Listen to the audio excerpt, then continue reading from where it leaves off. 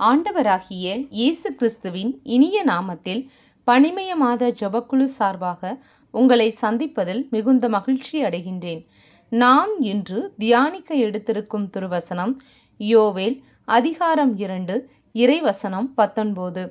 ஆண்டவர் தம் மக்களுக்கு மறுமொழியாக கூறியது இதுவே: நான் உங்களுக்கு கோதுமையும் திராட்சை ரசமும் எண்ணெயும் தருவேன், நீங்களும் நிறைவு பெறுவீர்கள். இனிமேல் வேற்றினத்தார் நடுவில் உங்களை நிந்தைக்கு ஆளாக்க மாட்டேன். நாம் தியானிப்போமா? கிறிஸ்து இயேசுவின் அன்பிற்குரிய சகோதர சகோதரிகளே, கிறிஸ்து இயேசுவின் அன்பும் சமாதானமும் உங்களோடு என்றும் இருப்பதாக.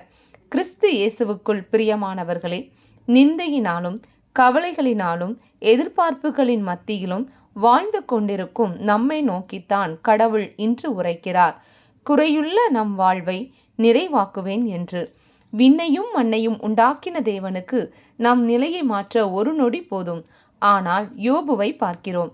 சாத்தான் கடவுளிடம் யோபுவை சோதிக்க அனுமதி கேட்டான். ஆயினும் யோபு தமக்குரிய யாவற்றையும் இழந்தாலும் அவர் கடவுள் மேல் வைத்த நம்பிக்கையை இழக்கவில்லை. ஆம் பிரியமானவர்களே, கடவுள் நம்மேல் வைத்த நோக்கம் பெரியது. ஒரு அலுவலகத்தில் கடவுள் மேல் அதிகமாக நம்பிக்கை வைத்த ஒரு மனிதர் பல வருடங்களாக பணியாற்றி கொண்டிருந்தார். அவர் ஒவ்வொரு வருடமும் தனக்கு பதவியில் உயர்வு வரும் என எதிர்பார்ப்பார். ஆனால் அது வேறொருவருக்கு போய்விடும். இப்படியாக பல வருடங்கள் போய்விட்டது. இந்த வருடம் அவர் உறுதியாக நம்பியிருந்தார். தம் நண்பர்களிடமும் மகிழ்ச்சியுடன் உரையாடி கொண்டிருந்தார். ஏனெனில் அவர்தான் அந்த உயர்வுக்கு தகுதியானவராய் இருந்தார்.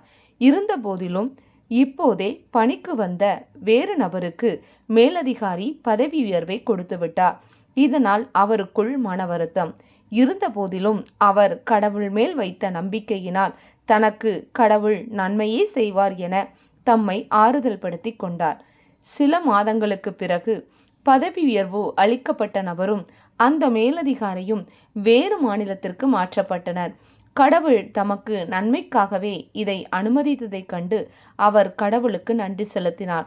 சில நாட்களுக்கு பின் அந்த பதவி உயர்வு அவருக்கு நிரந்தரமாக அவர் வசித்த அந்த மாநிலத்திலேயே கிடைத்தது.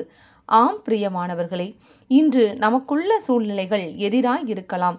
நாம் நிந்தையின் பாதையில் கடந்து செல்லலாம். நாம் புடமிடப்பட்ட பின் பொன்னாக துலங்குவோம். அவர் வாயினால் உரைத்த வாக்குகளை நம் கரத்தினால் நிறைவேற்றுவார். நாம் ஜெபிப்போமா? கிருபையும் இரக்கமும் நிறைந்த அன்பு தகப்பனே இறைவா, இந்த நாளுக்காக நன்றி செலுத்துகிறோம். குயவன் கையில் உள்ள களிமண் போல நாங்கள் உம் கரத்தினால் வடிவமைக்கப்படுவதற்காக நன்றி தகப்பனே. எந்த சூழ்நிலையிலும் உம் உறவிலிருந்து விலகாதபடி எங்களை போதித்து வழிநடத்தும். உம் சித்தப்படி எங்கள் வாழ்வை நீர் நடத்துவீராக. இந்த எளிய ஜெபத்தை இயேசு கிறிஸ்துவின் இனிய நாமத்தில் ஒப்புக்கொடுத்து ஜெபிக்கிறோம் எங்கள் நல்ல பிதாவே, ஆமென். இந்த நாள் மகிழ்ச்சியின் நாளாக அமையட்டும். Praise the Lord.